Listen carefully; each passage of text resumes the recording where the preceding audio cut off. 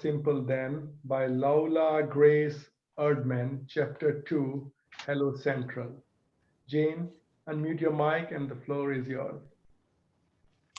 This is a story about Central, who was a telephone operator in the early 1900s.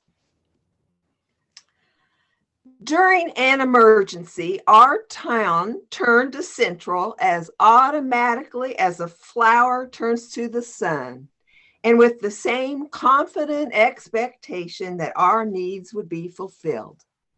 Central would be kept busy answering questions like these. Central, what's happening? I see a fire in the west. Central, what's on the show tonight? Central, who died? I hear the bell tolling. Central, would you know how long to cook apple jelly? Central, what time is it? My clock stopped. Central, how's Grandpa Williams this morning?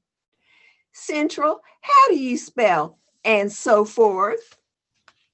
If the worst happened, Central was a clearinghouse for all the details pertinent to funeral arrangements, such as hour services, pallbearers, minister in charge, and flowers ordered from out-of-town florists.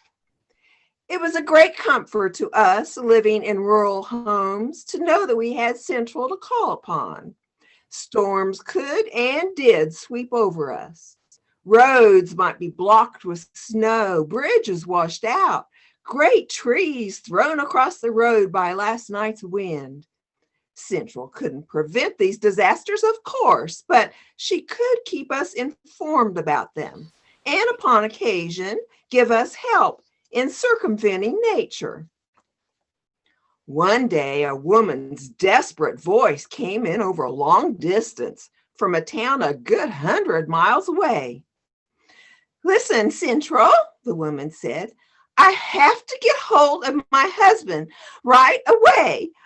I'm going to have a baby. Well, babies were no problem to rural Centrals. They knew better than did his own family where to locate the doctor. But this woman wanted her husband, which was not unusual either. Well, who's your husband? Boyd Jones. Well, the town had several Joneses, but none named Boyd. Besides, this was long distance, so the man was not a native. Well, do you know for sure he's in this community? Yes, he's working there. Well, who's he working for? I can't tell you.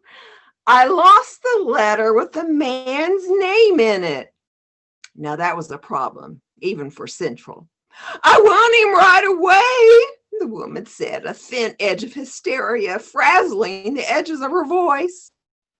Probably her first baby, and she's scared, Central thought. Well, now don't get excited. Can you tell me what the man he works for does? I don't know. He just got the job, but he said the man had a Dodge truck. Well, so did several other men in the community. Of course, she could go down the list asking, but it'd be better if she could just put the call through right now with the woman so excited and scared and all. And he lives next door to a man who owns a mean German police dog and no fence around the house. But he's got a fence. Oh. And with this relevant piece of information, Central was able to get Boyd Jones on the line in less than 5 minutes. He had just come to work for Milt Harmon, who owned a transfer business and had a Dodge truck, and lived next door to Hal Jameson, who had a German police dog everybody in town thought ought to be fenced in. Central was the living, breathing, knowledgeable heart and mind of the community. Man has not yet become smart enough to make a gadget which will replace a heart or a mind, nor is he apt to do it.